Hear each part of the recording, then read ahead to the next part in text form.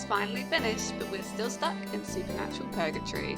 This podcast is a rewatch of all 15 seasons and hopefully our way to finally escape this show.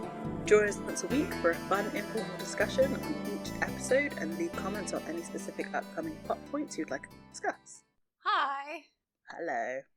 Ah. So this week's episode is Something Wicked. Now, before we go any further, on IMDb it says Something Wicked, but when I was watching it on Netflix, it was Something Wicked This Way Comes. Oh, I didn't notice. I think in the DVD it still is just called Something Wicked. So maybe they changed it for Netflix. That's so odd. Why would you? I don't know. Because like the rest of the episodes have, like, if it's a long episode name, because we went through our schedule as it were, and long names are on IMDb. So which one is it? I mean, obviously, Something Wicked is the beginning of that sentence, like, because it's from Macbeth, it's the witches. So it kind of gives you a feel of what this episode is, but that's so weird. I don't know. It's more fitting that it's Something Wicked, because so far it's all been like one-worded episodes or like 2 words. I think it hasn't really been any particularly long ones. So I think I'll just stick with Something Wicked. Yeah, I think that makes sense. I mean, so this episode was rated 8.7 out of 10 on IMDb. The director was Whitney Rancic, and the writer was Daniel Nauf. I think that's how you say his surname. So I have to say, I loved the direction of this episode. Like, the director obviously loved really close-ups, like of their faces, and it was fully appreciated by me while watching this episode. It was a very, very good episode. And like I don't know who his director of photography was on this episode, but like they obviously had a connection, because they like the use of lighting in this episode for their close-ups. Yeah, very good. Yeah, I agree. I really enjoyed it. It was really visually very nice, this episode. I think. Yeah, I hope we get to see them direct again. Yeah, I enjoyed it. So, with that, should we get into it? I think we should. Okay. I think we should. So we're starting off this week in Fitchburg, Wisconsin, and we start seeing a little girl praying, and whenever I hear that prayer, I just immediately think of Enter Sandman by Metallica. Yep. Me too. I wrote the exact... Yeah, I know. Like, I don't even know what prayer that's supposed to be.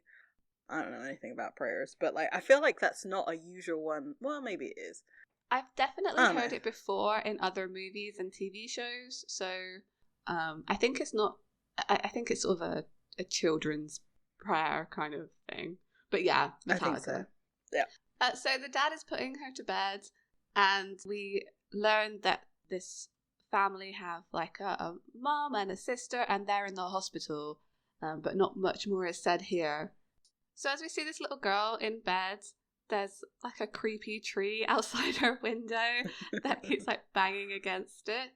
And then we kind of see that creepy tree turn into a creepy hand. Yes, we do. And like, people with trees outside their house, why would you let this happen? Why would you let your tree knock on the window all the time? Like, it's not good. It's cut your trees. So yeah, we see this claw-like hand with long, spindly fingers, and it starts to open up the window, and like the little girl's like looking at the hand. It's kind of terrifying. I'm not gonna lie. I was like, ooh, it's another creepy episode. I'm not sure I'm into this. Yeah, I didn't like it, and it's a rare one that we actually see the monster right at the beginning of the episode, because it kind of climbs on her bed and opens its mouth, and a weird light comes out of it. So yeah, we've seen it. This is the monster of the week. Before the title card pops up, and we see the Impala on the road, and I feel like for some reason this really stood out to me, and I think it's because we haven't really seen like them just sort of driving in a few episodes. So it's kind of nice to see like them just on the road, like driving through some scenery. It's kind of cute.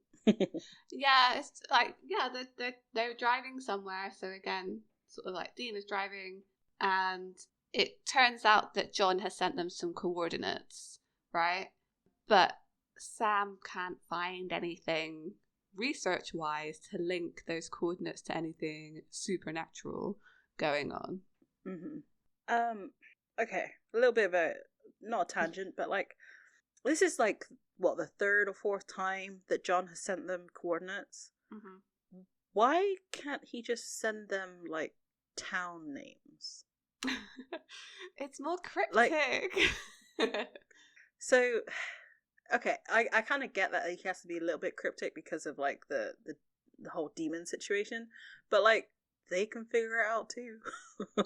Yeah. It's not so cryptic that it's difficult to decipher, and it's just more effort on their part. But I'm wondering if it's like a military thing, like, I don't know, like a operation that they have to like go to, you know. I don't know how military things work, but this is my my guess that they're given coordinates and that's where their soldiers go. He might be giving those coordinates in code as well, as an extra sort of encryption layer against the demons, because in the pilot where we see that John has sent them some coordinates, or there's some in his journal, the police weren't able to immediately decipher that those are coordinates. So maybe, but I mean, they're going there. Yeah, this is true. Despite Sam not finding anything related to a case, Dean's pretty sure there's something. Don't worry, I'm sure there's something in Fitchburg worth killing. Yeah? What makes you so sure? Well, because I'm the oldest, which means I'm always right. No, it doesn't. Yeah, it totally does. Which is true. Your elder siblings are always correct. I don't know about that one. But he also, I mean, so Dean's back to being like the loyal soldier again, because he doesn't even like question that like there isn't something here.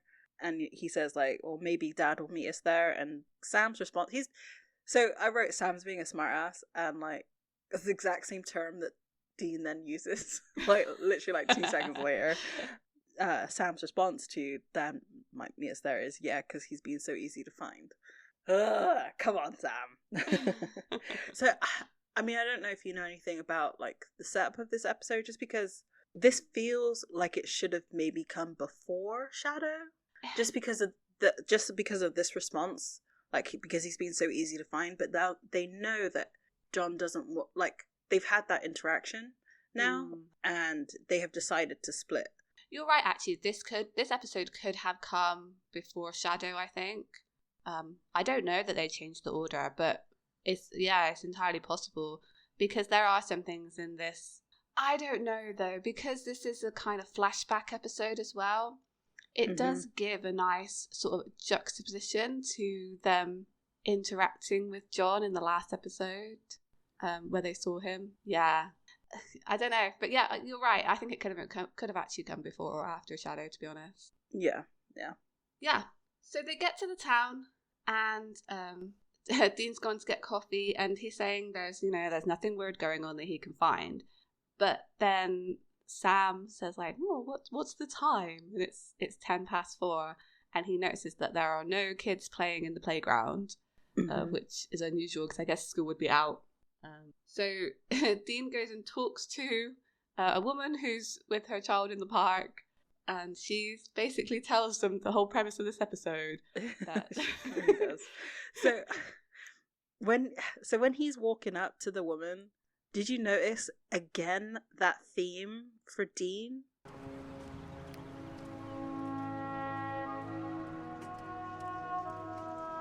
Sure is quiet out here. So it's not Dean's theme. It's not like what we know now, but it definitely is a musical thing for him, because I feel like it was the same. I haven't gone back to check, but I feel like it was the same for Dead in the Water when he approached the little boy there, like how he wasn't speaking, and like he went up and like spoke to him. So like I guess this is I guess the beginning of Dean's theme, which is definitely a Dean episode for sure. This is definitely a Dean episode, yes. And I was going to make a note about the music, because there is an instrumental that goes all the way through this episode which I think you're right, it almost feels like an early version of Dean's theme, which we kind of spoke about before in Dead in the Water. There's something that connects it. I don't know a lot about music theory, but there's definitely a connection there between the theme in this episode and Dean's theme that we know and love and have cried over, that we hear later on. I really am looking forward to when that theme appears. I'm gonna lose it. It'll be interesting to see like it's like the evolution of this theme as it goes on. I think I'm so used to hearing Dean's one that like Sam's must have come in as well before this point. It must have in like maybe Nightmare. I'm sure it was in there because that was such a Sam episode and like such like story driven episode. Yeah. I'm just not as familiar with Sam's theme in the later episodes. I think Sam's theme is not used for such emotional effects in episodes. But yeah, I need to listen out for that more. Yeah. I really liked the music in this episode. Again, as I said before, I'm watching X-Files at the moment. The music was very X-Files as well. I feel like this was a very like X-Files-y episode. Yeah. Well, it was definitely a horror trope episode. Like it as much as I enjoyed this episode, it did feel a little predictable, but at the same time I think it's because I remembered this episode too, so I think it was more that than anything else. I too remembered this really, really clearly. Yeah. So they are now at the hospital after learning that, you know, all these kids are getting sick and like going into comas, and they don't really know, like the town doesn't know why. And they're in new suits. They are no longer in their Blues Brothers suits. Like Sam has this kind of wool suit. I'm not really sure. Like it looks very. If it had leather patches on the elbow, I wouldn't be surprised. Yes. And they have different colored ties. And he's looking at the ID that Dean had given him.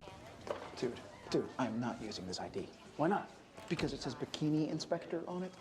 Don't worry, she won't look that close, all right? Hell, she won't even ask to see it. It's all about confidence, Sam. Why would you even do that on the off chance that somebody actually like wants to properly inspect your ID? Well, maybe they didn't have CDC. Well, yeah, of course they didn't. And like, it made me laugh. So with the ID, he introduces himself to the nurse as Jerry Kaplan, who I immediately Googled because, yes, and he's a famous computer scientist. So I'm guessing that wasn't the name on the ID because I don't feel like Dean would have chosen that for Sam. Yeah, no, probably not. That seems like a very Sam thing to know. He knows that like fake IDs don't work. So Dean's like, oh, it's all about attitude. But it's also a little bit about look. And I was like, well, why didn't you style your hair again? Like, we know you can do it, Sam. Just do it. Because that would have helped. Also, why not checking your ID until you walk into the hospital? Yeah. This is true. There's definitely a few, like, TV scenarios in this. Like, not checking your ID before going in. And there's a couple of others. So I was like, wait a minute. Wouldn't you do this out like off screen? But it's like obviously you have to do it on screen, otherwise it's not entertainment, right? And so like, because I mean also the conversation they have is pretty loud. Like someone would have overheard them like saying, look at this ID, well, it has all this on it. It's silly. So he asks the nurse, you know, where the pediatrics ward is, and he's like, she asked to see the ID. His like flash of like, here it is, goodbye. It was so great. It really was. And also, yeah, she should have had a better look at that if she was doing her job properly. Especially because they're going to the pediatrics ward. This is true. This is very, very true. So that they make their way up to the pediatrics ward. As they walk past a room, Dean looks in and there's like this creepy grandma who's like got some, either it's like cataracts or something because her eye is kind of like clouded over. Yeah. if she hissed at him, I wouldn't have been surprised. Yeah. It was definitely one of those, like, it seemed like a possession type situation, and there's like a inverted crucifix on the wall. It was definitely horror movie vibes coming from it, and it's like, oh, she's the monster of the week. Yes, definitely. I guess because we don't really see the monster's face in the beginning. Mhm. We just see that, like, this kind of wrinkled skin and like in this dark cloak, so it could very well have been like an old woman. It was a good connection, I guess, on Dean's part. Yeah, But sure. it was, I don't. There's something about that scene. It's probably going to stay with me for like a little bit longer than I would like it to. I remembered it really clearly as well, like specifically him walking past that room with the old lady Yeah. and the upside down cross. I don't know why. Maybe it's just the way it was shot. Anyway, like I said before, I really like this director, so Yeah. So they make it up to the pediatrics ward and they talk to a doctor there who is called Dr. Heidecker. He accepts that they're from the CDC. He's kind of saying that they thought it was pneumonia, and it seems to be working its way through families. So one sibling will get sick and then the other one. Yeah. Within sort of 24 hours as well, which is important. So before we get a little bit further, when they had like the really cute or funny sibling moment that we mentioned earlier, like the older sibling's always correct, I wrote, oh, this is going to be a siblings episode. Yes. And then I wrote, yep, it's a siblings episode. So we actually learned that it was spreading through like siblings from a nurse that comes by, because it doesn't seem like the doctor's sort of willing to share that information.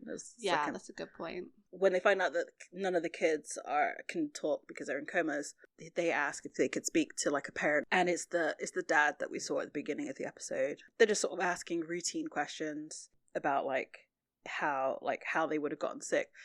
And I was kind of like, because they specifically say it was a window open. I was like, I'm pretty sure you can't get pneumonia just from the cold. And No. I mean, it's exacerbated by the cold, but I don't think it causes it. I mean, I don't know. I'm not a medical doctor. And when I was looking it up, I was getting too many answers. I was like, whatever. I mean, it's like being outside in the cold. I guess it can, yeah, you're right. Like, you can't catch pneumonia from being out in the cold, but it might, exacerbate an infection you already have. I think, again, not a doctor. And don't take medical advice from us. If you feel sick, go see a real doctor. Yeah, we're podcasters. What are you doing? Yeah, exactly. The dad was like, well, it could have been, but we're not sure with my older child, but the younger one, I know I locked the window, and when I went in there, the window was now open. Mm-hmm. And obviously, I don't know how I feel about knowing the monster did this versus like, had this scene played out and we not seen the monster of the week beforehand, I feel like it would have been a little bit more creepy, maybe. I guess that mystery is kind of missed with it being already revealed, but at the same time, we wouldn't have been able to get that great grandma shot without it. So I mean, they could have done it differently in the sort of like prologue. They could have shown the creepy hand, and they could have shown like the kid being scared, maybe, without having to show like the monster. I think right. Actually, I think that would have been creepier without actually seeing it. Knowing that it can open locked windows and stuff, that's pretty creepy. Yeah. So Sam's still not convinced that it's anything supernatural. This might not be anything supernatural. I think so. You're taking note of zooms. I think I'm going to start taking notes of like supernatural. Just because it does make me laugh. It really does make me laugh. Also, leather jacket's back. Still here. Still hanging around. Oh, and I know why he's wearing it in this episode. And I know. Oh. Anyway, well, they realise that nobody's in the family house of the two girls, so they're like, let's go break in. I feel like they wouldn't have to break in, because they could have just said for research, because the CDC go to like people's houses to investigate like things like this all the time. They really could have just said like, can we have the keys to your house so that we can investigate the scene. I guess it's just less questions being asked if they just go and breaking and entering. But again, like the Impala is like right outside, really not an inconspicuous car at all.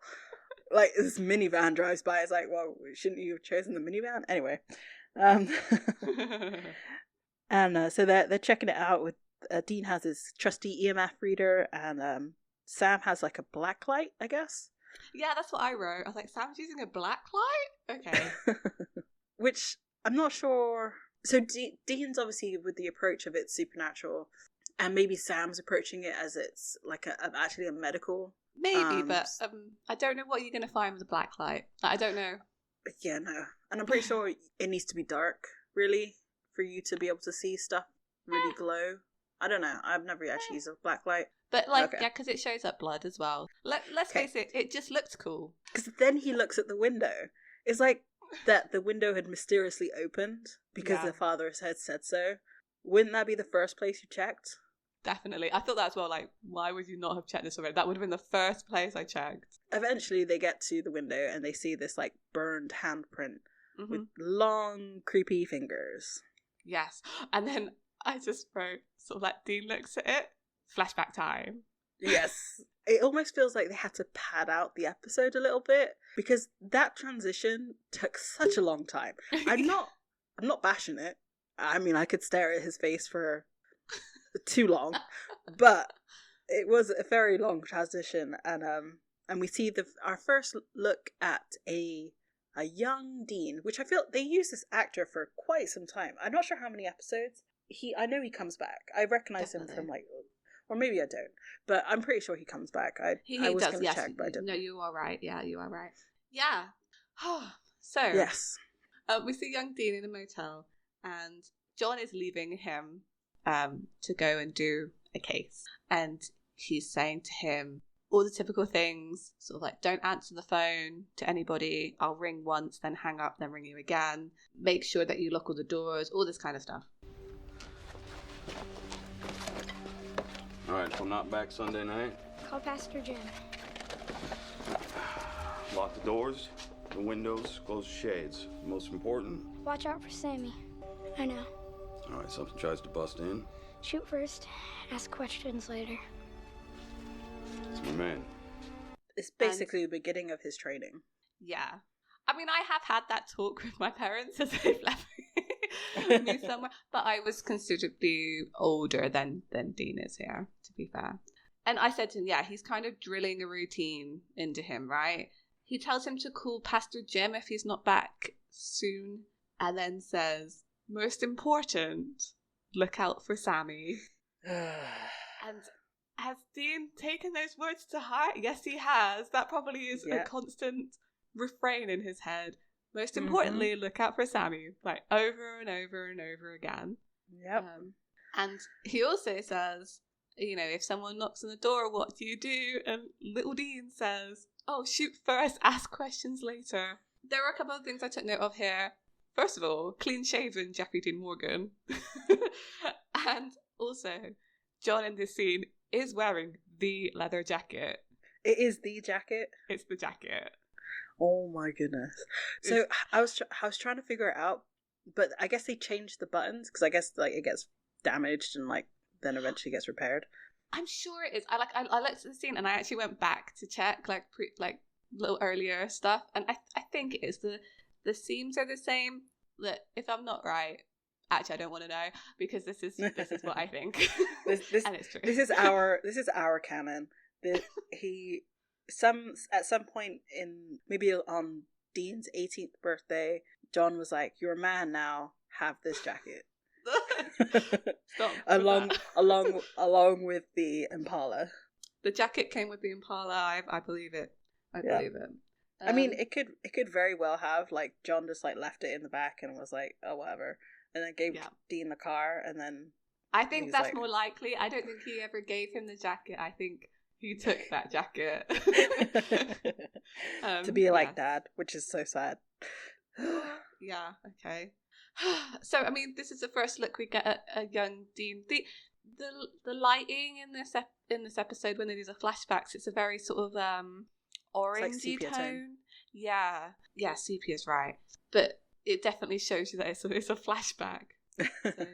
I mean, not the fact that like we're like on Dean's face and then it transitioned to a young boy. Like we couldn't have figured it And the fact that, Jeffrey Dean Morgan's there, or, John's there, just younger looking. I say younger looking in, like, quotation marks. They just shaved his face. They really did. That's an easy way to age someone down.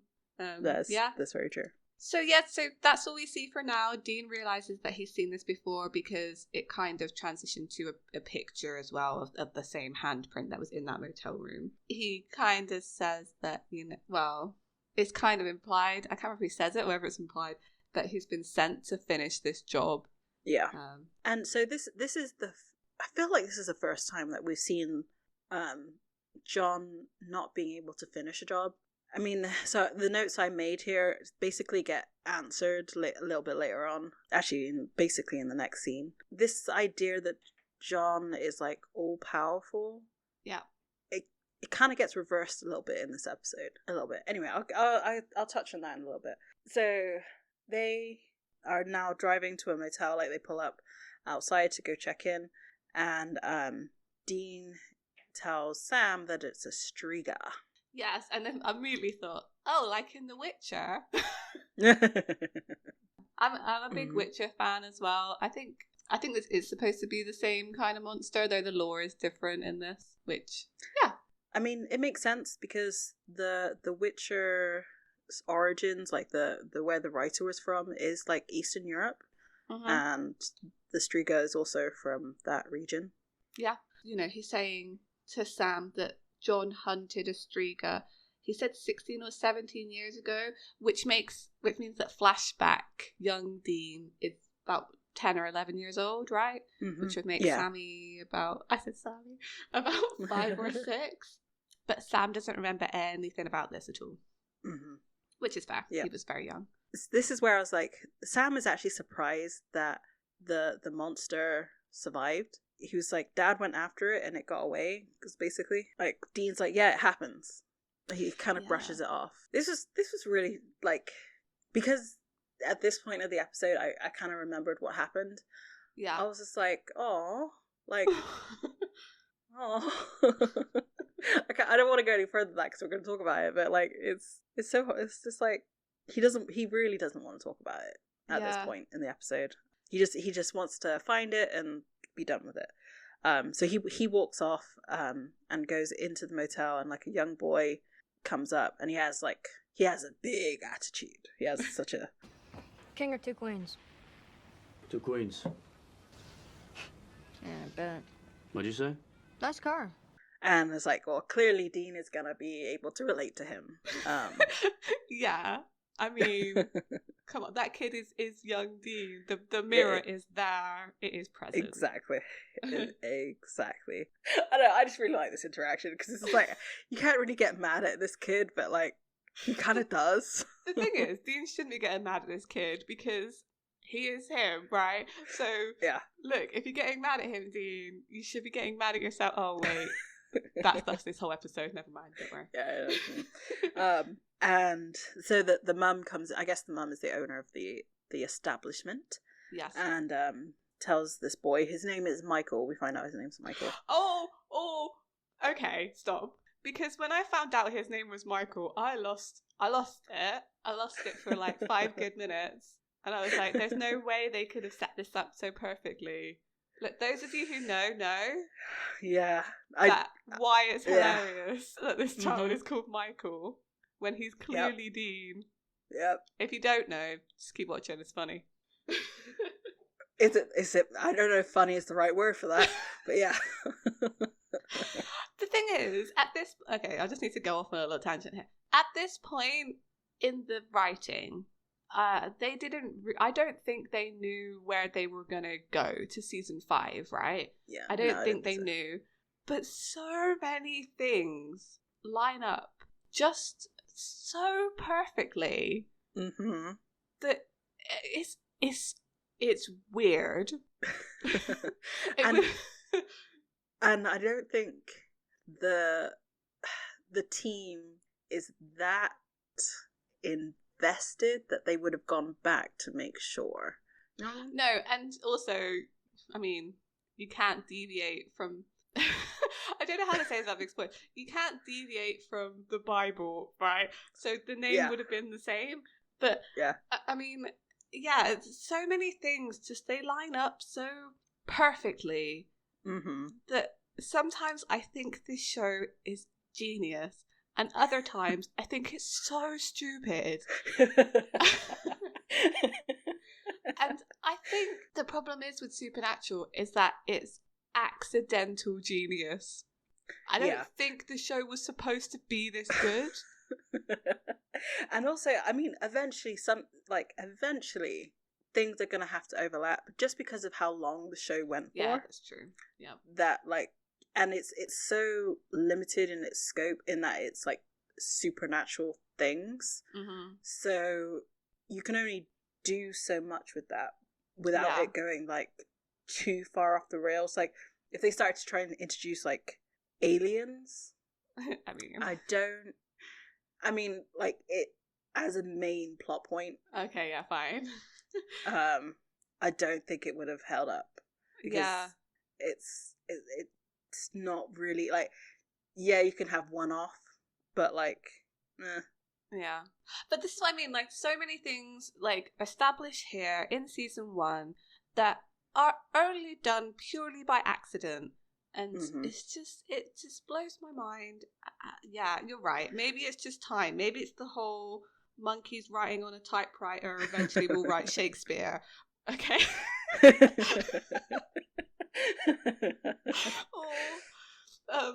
Yeah. But it's one of the reasons why I love the show. It works. It shouldn't. It shouldn't work. But it does. Should have worked for so long, but it did. Yeah.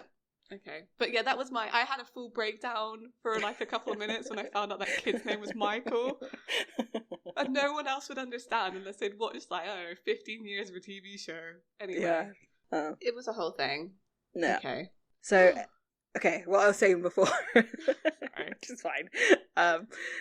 The mum comes in and tells Michael to make dinner for his brother, and this whole little sequence happens where he goes back and gets like a carton of milk and he pours it into a glass, and it then goes to a flashback, and baby Dean is doing the same thing. He's pouring like a glass of milk. And so I wrote here, he's looking after bratty Sam, because Sam's like, I don't want SpaghettiOs. Oh, I want so Lucky cute. Charm. No, he's so cute though, because he's like, I don't want SpaghettiOs. I can't remember how he said that. I'm going to put it in. But it's really cute. I'm sick of SpaghettiOs. And it's just like, Dean's put in such a... This episode made me not like John again. I mean, I never liked John, but like... Yeah. Because Dean understandably gets angry because he's a 10-year-old, 11-year-old. Like, he doesn't really get to be a kid. Like, he wanted some Lucky Charms. So Sam doesn't want the SpaghettiOs anymore. He wants Lucky Charms. Yeah. And Dean's like, well, I haven't had any yet. Like, that was what I was going to have. And then Sam pulls, like, puppy dog eyes. It's like, oh.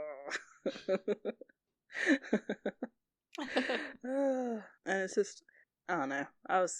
And so he does it. I don't know why he throws out the SpaghettiOs. Like, he could have eaten them or ate them. Because there's not enough Lucky Charms for both of them. But then Sam gets the Lucky Charms. But he gives Dean the prize out of the box. Yes, because that's going to feed a child. No, look, this made me very, like, I don't know. The thing is, it's just a little peek into their relationship. You already know that Dean would do anything for Sam, but like even when they were children, he'd give him like the last of the Lucky Charm. It made me really emotional. I don't know, but it's just showing. And to be honest, yeah, we should be more mad at John in this scene, because why is he not leaving them with enough food? Right. To last him as long as he's going to be gone or whatever. And also, Dean is like 10, 11 years old. Like, he shouldn't be having to cook for his younger brother. Like, he shouldn't be having to look after him like that. No, not at all. Not at all. Bad parenting. Bad parenting. Bad parenting. So, we're now back in the present. And, so, little background thing. So... Is it about Sham's t-shirt? Because if it's not, then I don't know what you're laughing No, so at. I'm laughing at the fact that I had to pause it to write some stuff down. Yeah. I look back on the screen and he's pulled up websites to like research the Striga. Yeah. The URL bar is blank. And it just made me laugh. And like I sat there and like looked at these early 2000 websites and I was like, oh yeah, they have like the nostalgia for that aesthetic. I wouldn't want to see it now because it was so bad. It was it's ugly. And I remember building websites looking exactly like that. Yeah.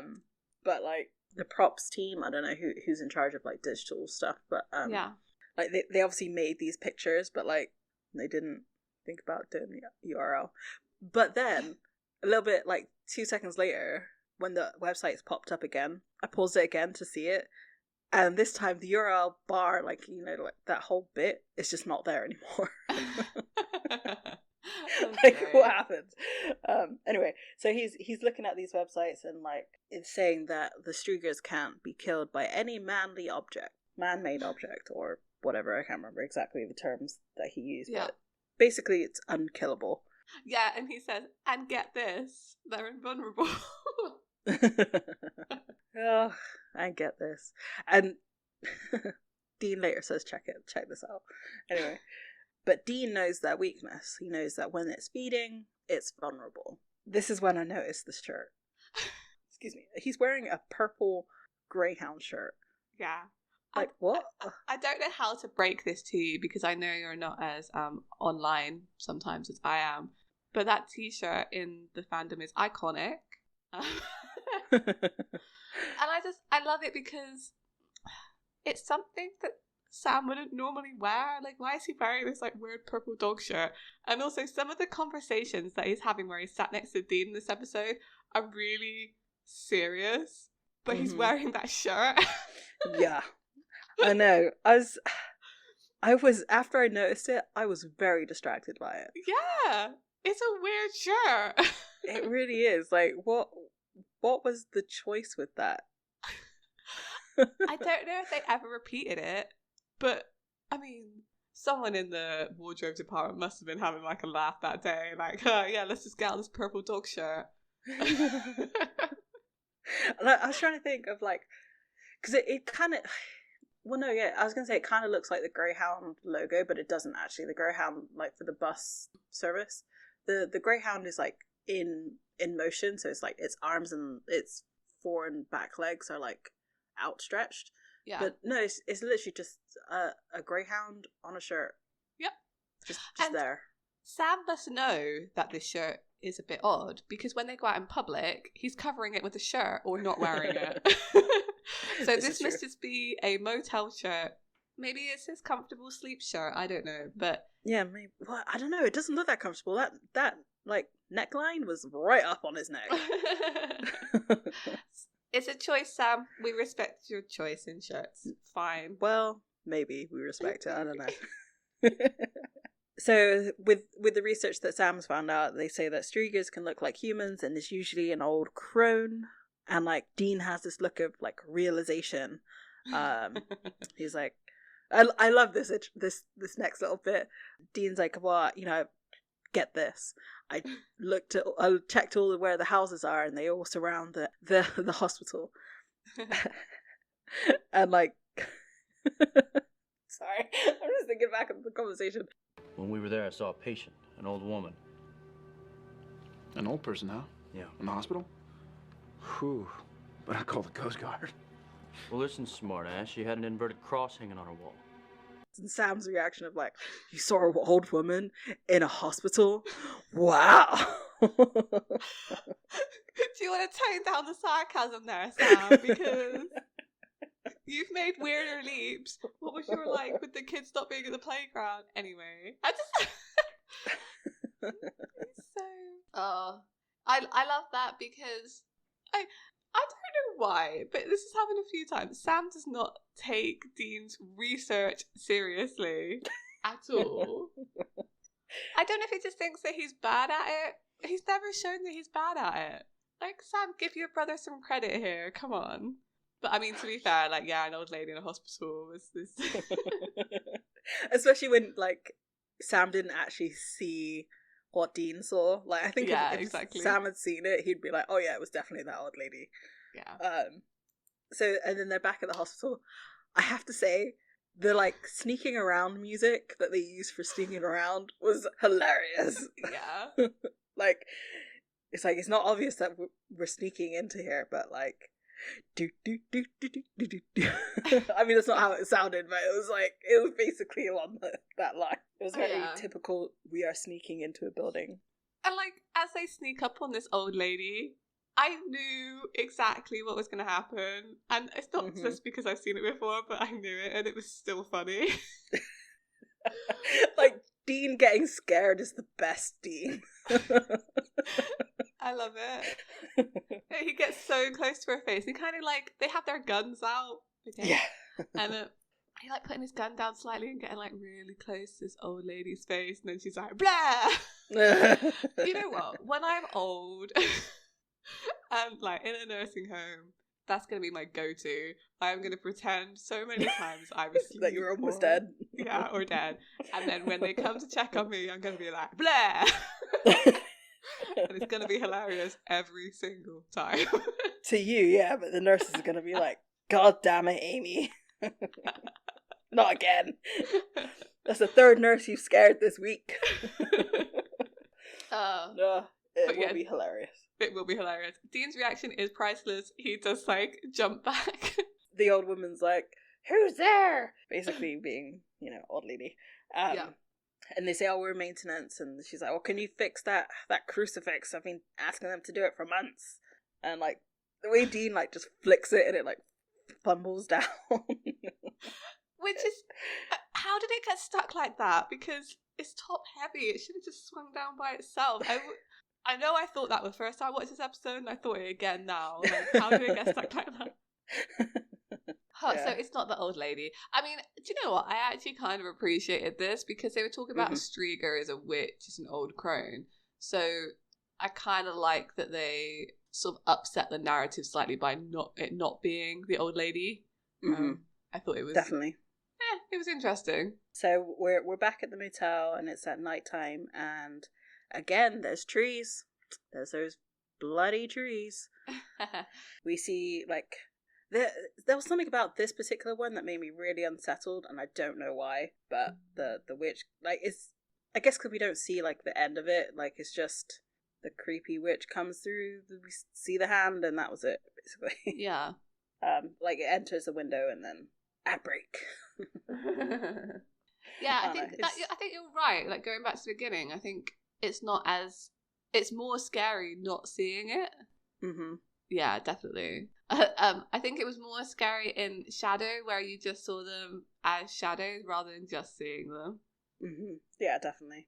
So another tangent here, but like looking back on that episode, I'm like, the way that I see those shadow creatures is how like Gary Oldman looked as Dracula in Dracula. I don't know, just the weird like poofy hair thing, and I don't know.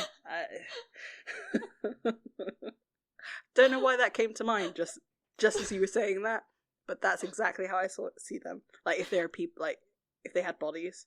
Oh, see, I imagined them how probably the Strieger looks in this episode.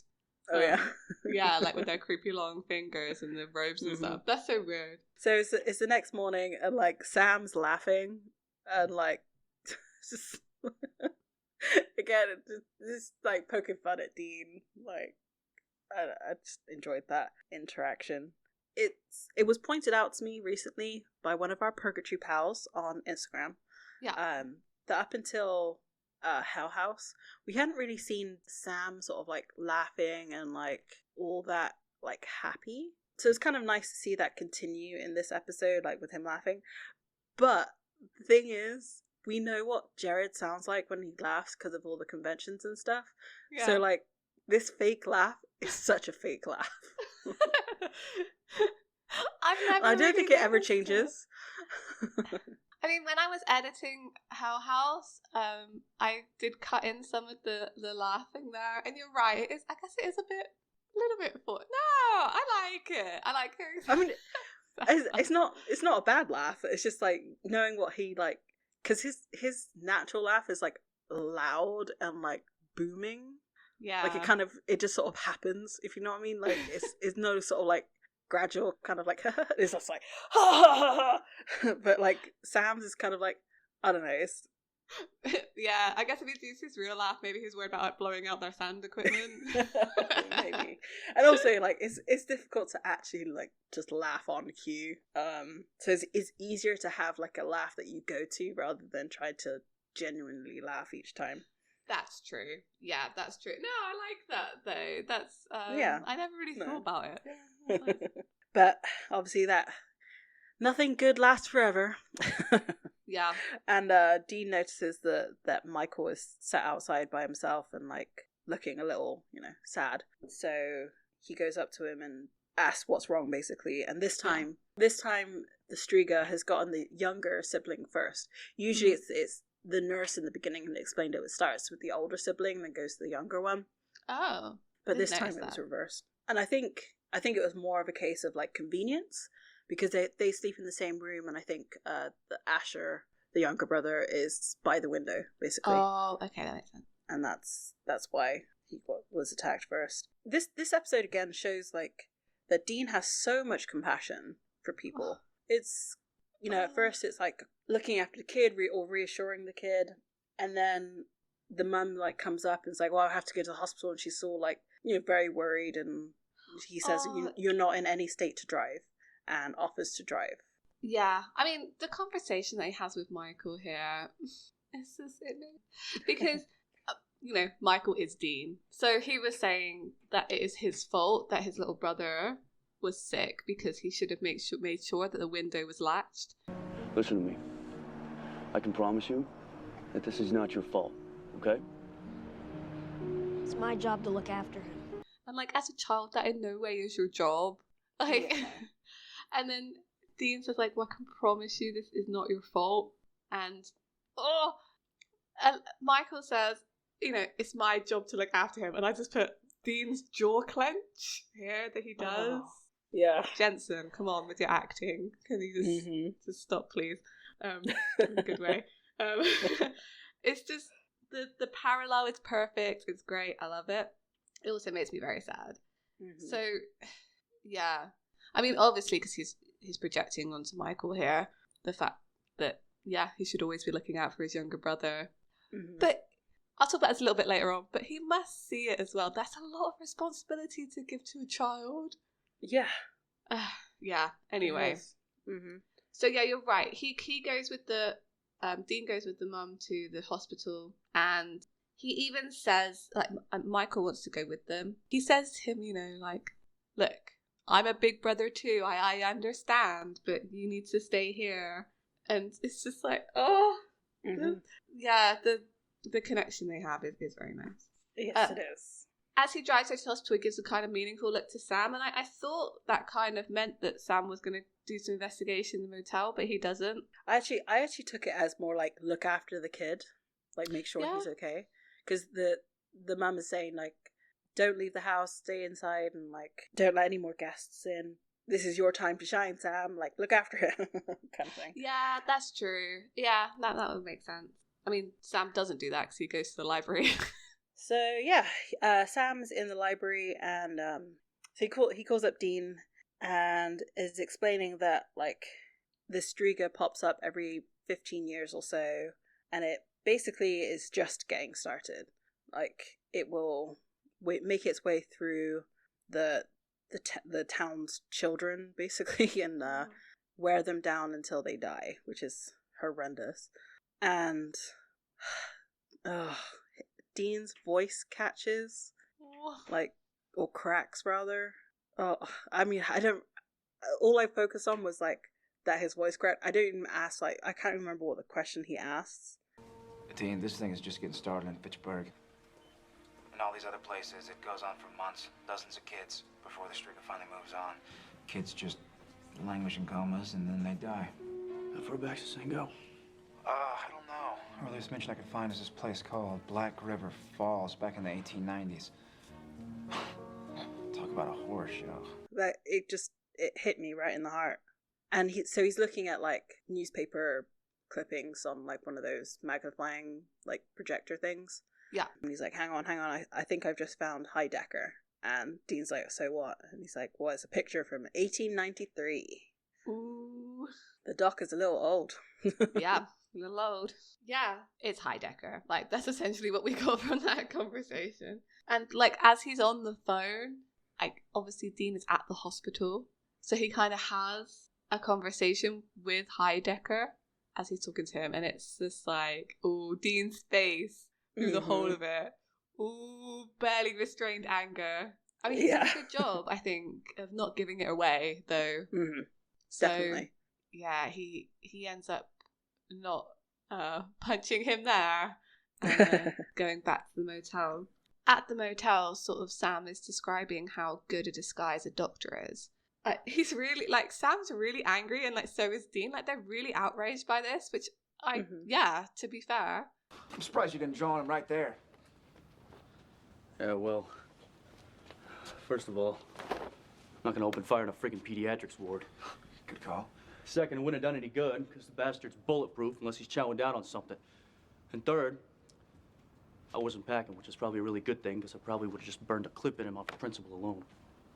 Getting wise in your old age, Dean. You're damn right. Like, be angry. This is terrible. Yeah, definitely. I mean, like, you're a doctor. You're supposed to look after people, like, yeah, not harm people, but you're actually doing the complete opposite. And, like, to act like you don't know what's going on with these kids, it's like, ugh. Yeah. Like, he lied to their faces as well. It's like, oh. It's such a conversation that people have after they had, like, a confrontation with someone. Like, wow, I'm surprised you didn't, like, pop him. Because if he had shot him then and there, nothing would have happened other than Dean probably getting arrested. Yes. I mean, I guess maybe they would have exposed the monster because the doctor wouldn't have died. I don't know what would have happened. But yeah, nothing good. Nothing good. Yeah. Definitely nothing good. Because they know that the Striga is only vulnerable when it feeds, and they know that it goes through siblings. Dean makes the suggestion of using Michael as bait. Yeah, and Sam is not on board. Not at all. And oh, Dean. Yeah. Oh, Dean. Oh, Dean. Why is this an episode about you? It just makes me sad. He says to Sam that he really wants to do this. Like, he really needs to get this monster because Dad has sent him here to do it. And he says that, and Sam's like, no. He sent us. And then Dean says, no, I'm the one who messed up. It's my fault. Dad did not send me here to walk away. Send you here? He didn't send you here. He sent us here. This isn't about you, Sam. All right, I'm the one that screwed up. It's my fault. There's no telling how many kids have gotten hurt because of me. What are you saying, Dean? How is it your fault? Dude, it's not your fault. It's not your fault. And also, like, this is a time where, like, he actually talks about something without making a joke. Yeah, that's very like, true. There was nothing funny about this next part. Like, or his beginning explanation. Like, he didn't crack wise about anything. This is probably been the driving force behind his character. Yeah. This whole time. Oh, this whole time. You're completely right. And yeah, I mean, I guess it's not funny to him in the way that he can crack jokes about it, because this was something that he feels that he really did mess up, and it was related to his family. Mm-hmm. Whereas the other stuff that he's making jokes about at the moment, you know, Sam's psychic powers, all that kind of stuff, are things that are going to happen in the future. He hasn't messed that up yet. Right. Or, you know, that's the way Dean thinks. Yeah. So that's true. He can be straight here. It must have been really hard because they don't talk about their feelings very much at all. Mm-mm. And well, I mean, so he's at this point he's not really talking about, because the way I see this scene is like, so it starts a flashback. So I see this more of him recounting his memory, because like after the flashback is over, that's when we get a little bit more into feelings. So it's sort of, I guess we can get into the flashback a little bit. Yeah, okay, let's do it. So he starts off and he said, like, you know, it was the third night that we'd been stuck in this motel room, and we know that John said before, you know, like, draw the curtains, lock all the doors, don't go out. So they've been in there for 3 days. I mean, we've all been through lockdown now. Yeah. So, I mean, everyone knows how hard it is, but like for 2 children, it's tough. And like cartoons were not on TV all day in that time either. Exactly. You don't have access to anything. I don't know if they even had board games, like books. You don't know, like it didn't look like they had anything with them. So he's like, Dean says that he left the room because he was bored, essentially. And he went to go play on an arcade machine. And I was just like, oh, this is such a small thing. It's such a small thing. And the guy kicks him out of wherever he's playing this like arcade machine. And he goes back to the room and basically walks back in to the Striga feeding on Sam. Which little Dean grabs a shotgun. And I'm wondering if this is the first time he's really interacted with a monster, because he hesitates. I mean, granted, like, he's probably worried of hitting Sam because the shotgun will spray like everywhere. Yeah. But like, because his specific instructions were to shoot first, ask questions later. Yeah. But he didn't, and he couldn't. Exactly. Yeah, I think you're right. I think this is probably one of the first interactions he had with something that his dad is hunting, because I know that I know that John's like probably taught him how to shoot and stuff, but he's definitely not taking them on hunts yet. So no, because he has to look after Sam. So exactly. So this looks to be the first time that he's actually encountered something supernatural, and it's just like, he was gonna shoot it. I feel like he would have shot it, but John arrives right at that time and like pushes him out of the way and goes after the Striga. And then like severely scolds Dean. Like, he rips into him and it's just like, no, you left them alone for 3 days. Yeah. Of course you're gonna go outside. He thought it was safe. There was no indication, like, because John is not explaining what he's going after. This is what I'm assuming. He does not explain, like, he's going after a Striga, he doesn't, or anything like that. Dean assumed that he would be fine. He went out for a few minutes, and then he came back and was ready to act. And it's just, I just wrote, effing John. Like, yeah. Also, even if Dean had been there, what would he have been able to do? Right. Exactly. And like, I don't know, there's something about it that I was just like, Yeah. It makes me just like real angry at John Winchester, basically. It's just really, really angry about John. The fact that, like, I mean, this shows that, like, this kind of shows John's favoritism. Yeah. Because, I mean, yes, okay, Sam is 6 years old and he was just attacked by this monster, but like, the way that John is like cradling Sam and just like evil-eyeing Dean is insane. Surely you'd want to reassure your other son too that, like, yeah, okay, you made a mistake, but like, I forgive you. But there's nothing like that. It was just like, you were supposed to look after Sammy, but you didn't. You failed. He should have been worried for both of them, because like I said, like, what would have Dean done? Like, how did John know that the monster wouldn't attack either of them? And really, you know, John knew at that point that it was vulnerable while it was feeding. So there would have been no way, even if Dean had shot at it, that he could have actually defended himself. So look, this was bad parenting all around. Yes. And I mean, Dean says that they kind of never really spoke about it again, that John took them and dropped them at Pastor Jim's and then went back to go and try and hunt the Striga, but it had gone. I guess because it knew that hunters were then in town, or at least John was. I mean, this is like the beginning of his like good little soldier start, because he then says that like John never looked at him the same. You know, Dad never spoke about it again. I didn't ask. But he looked at me different, you know? Which was worse. Not that I blamed him. He gave me an order and I didn't listen. I almost got you killed. You were just a kid. Don't. Dad knew this was unfinished business for me. He sent me here to finish it. I don't know if that's actually true, or whether it's like, you know how like it may be like Dean's perception, especially as a child. More than likely, John was obviously was very upset like in the beginning, but I'm hoping at least that he kind of got over it. Yeah. And like realized his mistake, obviously because they never spoke about it because they're, John Winchester. Like he could never reassure him, because again, this is the moment that made Dean who he is. Like, always having to look after Sam and always having to be a good soldier. Yeah, because the next line that he says like, he gave me an order, I didn't listen, and I almost got you killed. So Dean now equates not following orders to something bad happening to Sam. Mm-hmm. And even in Shadow, he said a line that, he said, when they were leaving John at the end of the episode, he says, we make Dad vulnerable, he's stronger without us. I think Dean sees himself as a weakness to John, and I think it comes from this. It must do, because he quote unquote failed to kill this monster because Dean wanted to be a 10, 11-year-old. Exactly.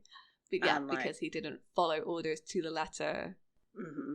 Yeah, there was a bad outcome. That's why he was so concerned when he asked Sam about how many other kids this thing had killed, because he will think about every single one of those after John had failed to kill it was his fault, not John's fault. Right, exactly. And so, I mean, this idea of using Michael as bait, I almost wonder if John did that too. Why was he there? Exactly. I mean, maybe he tracked it back to the motel room and knew what was going on, but it's suspicious. Mm-hmm. Very much so. I mean, Sam very doesn't want to use Michael, but, Dean makes the point that the Striga has to be feeding in order to be vulnerable. And this shot at the end of the scene. Oh my goodness, yeah, I know. The sad Dean face. I mean, come on with those feelings. The only thing that was missing was the single tear. Same with that. Yeah, it was a really good shot. It made me really sad. Yeah, me too. And it was just like the way it was lit and everything. Oh my goodness, it's so good. Look, the director. I need to see what other episodes they've directed of Supernatural, because I want to watch. I'm like, you did a good job. Yeah. He's so good at filming Dean. He may have an appreciation for Dean Winchester, especially in this next scene. This is the best thing. If I could have this on repeat, I would. I may even screenshot it. I wrote the exact same thing. I put, the director loves Jensen Ackles. So many close-ups of his face. And like the thing is that Sam is always in the background of these shots. They're not the same close-ups. So... No, not at all. It's like his close-ups are his t-shirt. Yeah. Okay. But... Yeah. Anyway, so they're in the reception area, and basically they explain to Michael everything that's going on, and that there's this monster, and that's what's causing his brother to get sick. And I mean, Michael kind of believes it pretty straight away, very easily. But I think it's more to do with like Dean kind of explains that he's an older brother, so it's kind of like maybe it's more because they have the same mentality that he's like, okay, well, I can trust him because he knows what it's like. Maybe, I don't know. I mean, he does say as well. Michael does say eventually that he did see something. Oh, that's true. So I think that's why he's readily believing it. But it does take some convincing, because they have this whole conversation that they need his help. They explain everything, but then they go back to the motel room and they're like, well, he said no. Right. And I mean, Sam's pretty understanding. Like he even says like, well, we couldn't ask an adult to do this. I can't imagine asking a child. And like he's pretty convinced that it's not going to happen. And Dean's like, well, he wants to protect his younger brother. Like it's going to happen. Lo and behold, there's a knock on their door. Yeah, exactly. Yeah. So the Michael's at the door. You said you're a big brother. Yeah. You take care of your little brother? You do Anything for him? Yeah, what? And like it kind of cuts to Sam, and he like, or you see Sam in the background, like kind of nodding his head, like in a like, it's not an, yeah, right? it's like an acceptance, but like I don't think he realizes the extent of what Dean will do for him. No, definitely not. Until this episode, for sure. Yeah. I mean, yeah, I think it's interesting. This is one of the things they find out between now and I guess season 5 is like how much Dean will do for Sam in the long run. Yeah. And it's a lot. Yeah. So they set up night vision cameras in Michael's bedroom so they can see when the monster's coming and the Striga. And Dean's really good at explaining to him really calmly what they're going to do. So he's saying that when the monster comes in, they're going to shoot at it. So he needs to like go under the bed and stay there. And he's just really good at talking to children. Just really good at kids in like dangerous situations. And he says here, I just said like Dean is so not John. Like I know he likes to think he is. I know he likes to think that he is John, but he's not. Because John would never say the next line, I don't think. Are you sure you want to do this? You don't have to. It's okay. I won't be mad. And I can't imagine John Winchester ever saying that to either of them. No, not at all. Not at all. Dean, you're like, so much better than John. He is. He is so. Like I said, he has so much compassion. Yeah. And like empathy for people. It's just, you're right. Like I didn't think about it that way, but yes, you are absolutely right. John would be like, "We're using you as bait. Yeah.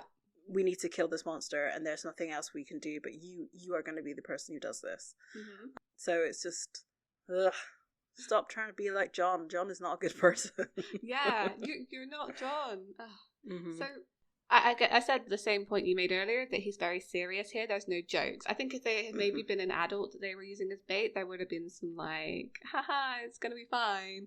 But he's very, serious. I mean, the kid is doing very well, to be honest. Like, I know, again, it's probably like the fact that he wants to help his little brother, so he's like sort of being strong, I guess, would be the equivalent. It almost felt like Dean was trying to talk to his younger self.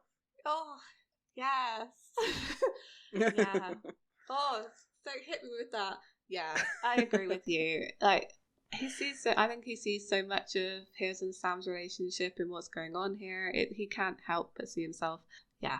It's tough. This episode was tough. And it actually shouldn't have maybe been that emotional, but it definitely was. I guess it pushes a lot of our buttons. Was like mine with, I hate how much I hate John Winchester, and and then like Dean, whole of Dean's backstory.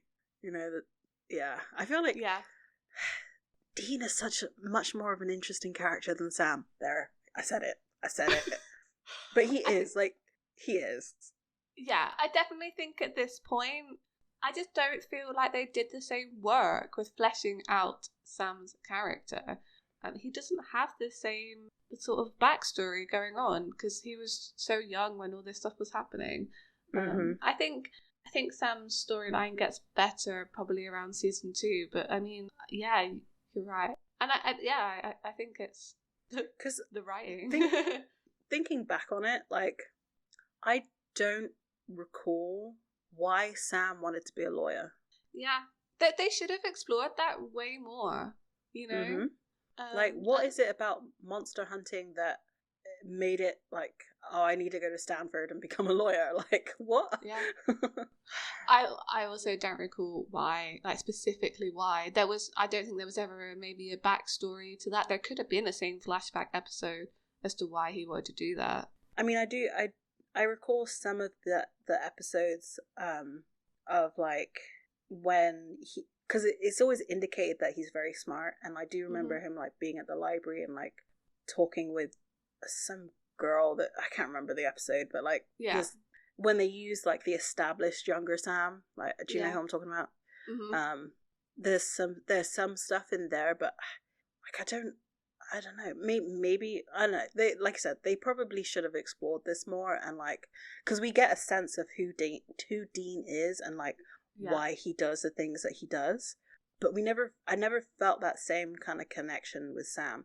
Maybe rewatching it, like, I'll pay more attention to it. But just Dean's story is so strong that, like, it's difficult to really, like, to form that connection with Sam, in my opinion.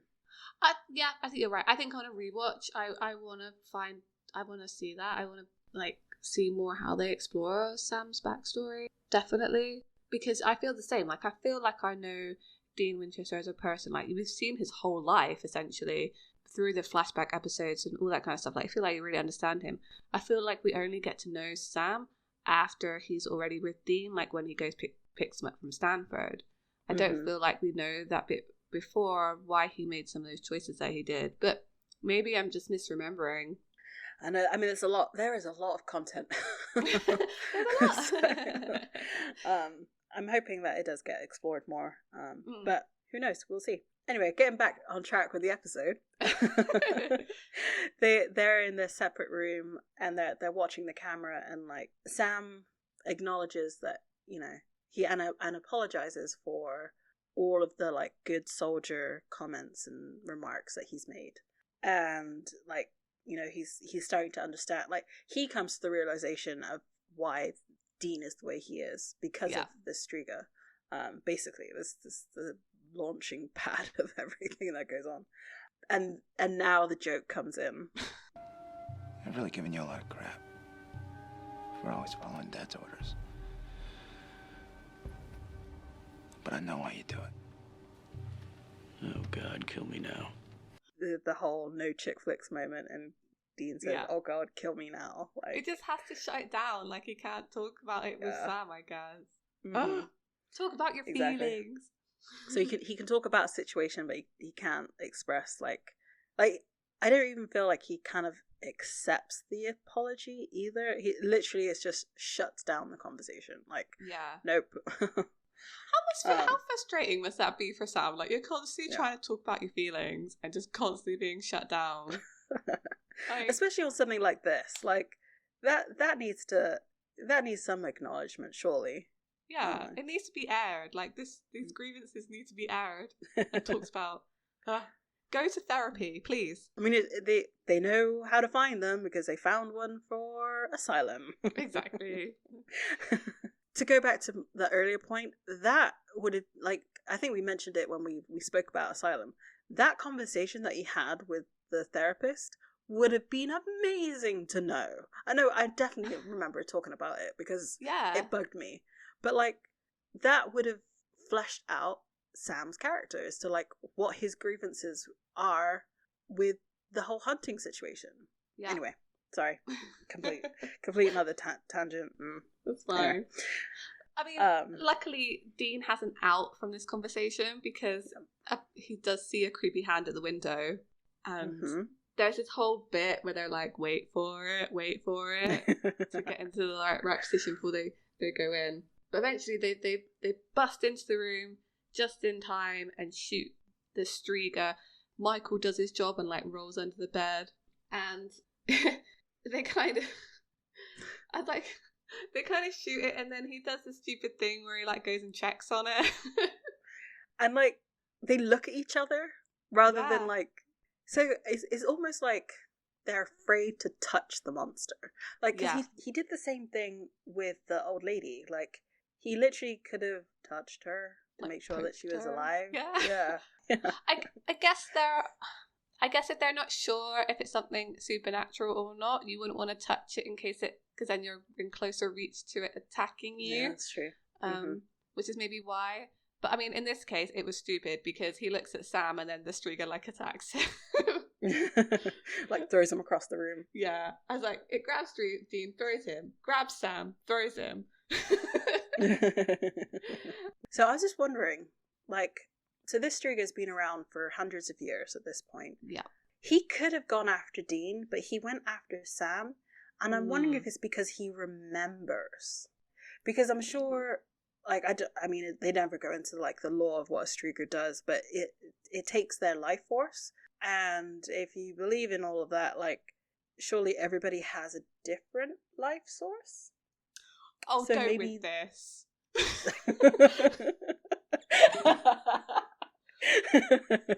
Can you not? I cannot, but I'm going to. Go, but I'm not going to like You- you very much afterwards. So do you think he remembered Sam? Yeah, possibly. See, I thought where you were going to go with it was that Sam has a longer life force than Dean, so that's why he was going for it. Oh, okay, yeah, no. Oh god, that's even worse. Okay, no, that's not what I was going. That's not where I was going with it.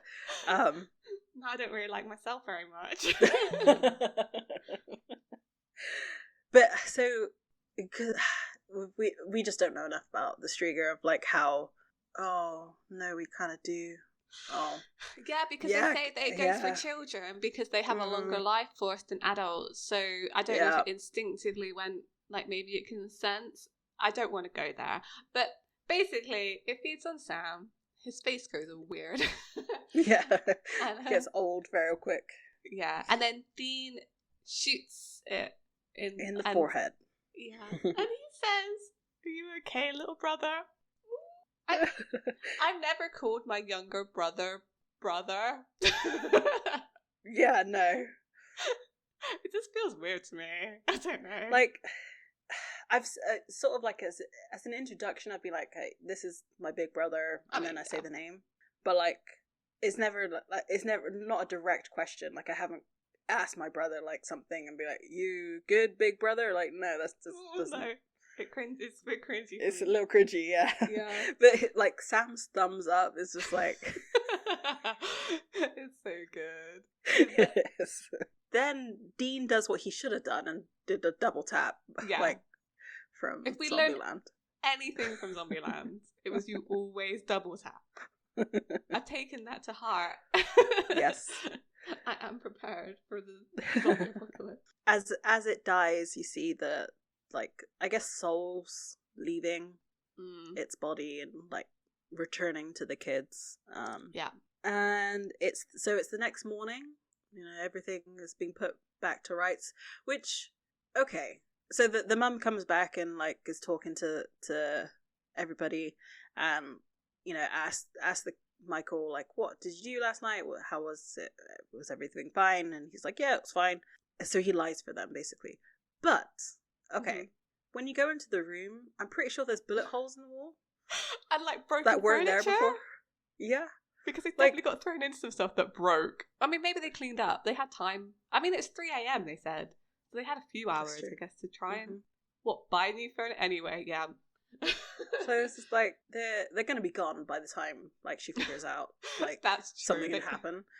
But like that's kind of insane. What is she gonna think happened? I mean, that kid is gonna have some explaining to do. Yeah, some serious explaining to do. And so the mum's like, "Oh, you know, we can go see Asher if you want. Like, he's gonna be fine. They're keeping him overnight." And he's like super excited. Like his actions, he knows his actions has saved his brother, which is Yeah. where I kind of read that, like his true happiness at that point. And then Sam and Dean have this like really touching conversation of like Sam says, "I wish I could have that kind of innocence." Sometimes I wish that. What? I hate Dean's response. His response is sometimes I wish you could too. Like he's accepted it, but like he still wants to protect Sam. Yeah. I mean, I wrote, but not you, Dean. Not you. Yeah. Don't you Like- deserve to not know about all of this and have a, normal life? I know. It's just like it's so sad. So sad. sad. Oh, I hate and like I guess Dean lost his like I hate to say it this way, but I guess Dean lost his innocence like when he was 4, Yeah. maybe. Like, yeah, because he, like, when the house burned down and everything, yeah, I think so. So he never really had a chance at a normal childhood because, like, John was on his vendetta. And like we know from home that like John tried to be a dad, I guess, for a little bit until like he started to do like paranormal investigating, Mhm. which I'm guessing was probably like maybe a year or two after the incident. Like, it wouldn't have been quick. like, it would have been very quick. But then it was Dean's job to protect Sam from the paranormal. So where Dean was exposed to it, like John would have said, I'm going hunting for monsters, he probably never told Sam really what they were hunting until he was much older. For Sam, that's always been his life, like, going from place to place and all that kind of stuff, where, Dean seems to indicate that he did have, like, memories of having, like, a happy childhood at their house. So for him, it was a change, whereas for Sam, it wasn't. This is just his life. It's always been like that. Yeah. Which is maybe why he finds it easier to rebel against. Yeah, but that makes sense. I don't know. It made me sad. The choice of song as they drive off as well is Road to Nowhere by Ozzy Osbourne. No. What were you thinking with that song choice, people? I like this episode. Me too. No, it was a really good episode. Like, the look into Dean's character, the actual monster was pretty cool too. Yeah. It was something a little bit different. And I also like the fact that, like, you mentioned it earlier, that, they didn't go for the old lady as the witch, as the Striga. But, like, to have it as a man was kind of interesting. Yeah, I thought so too. Because we were all expecting it to be a woman, let's be honest, because of preconceived conceptions and general pop culture. Yeah, I like that. I think that was very good. One thing I would have liked to have seen, actually, would have been really interesting in, like, a later season, is I would have liked to, because they told this young kid about monsters, and then he kind of got to hunt with them almost, and he saw that, like, killing supernatural beings saved a bunch of people. Surely that gave him some kind of, like, I'm gonna hunt stuff.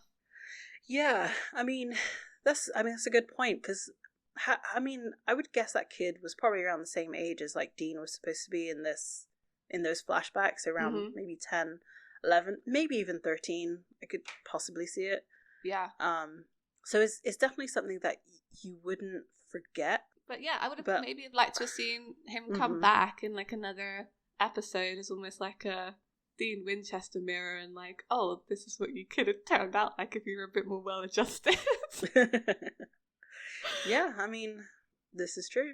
This is very true, because we never really go back to the people he saved. Not often.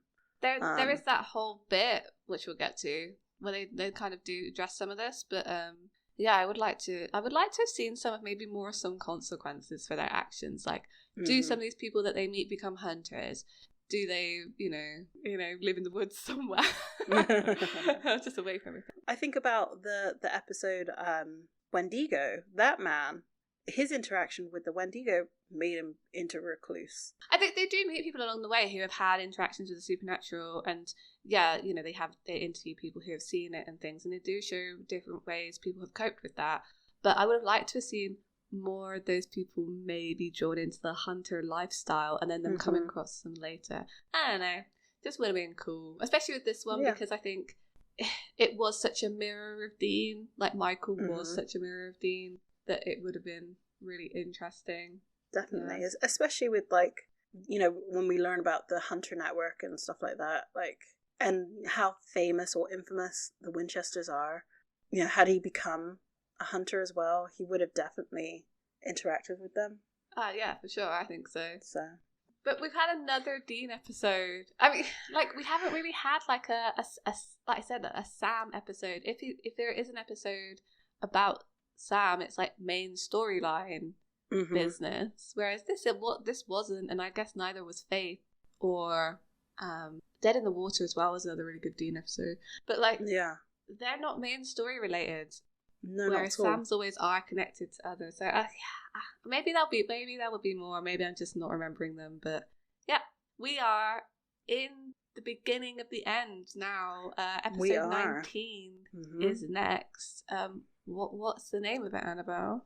Yes, the next episode is Provenance, and I, reading the description, don't remember this episode. When I watch it, I'll probably remember it. I'm getting a little bit tired of saying that, but you're probably tired of hearing it. But I truly don't.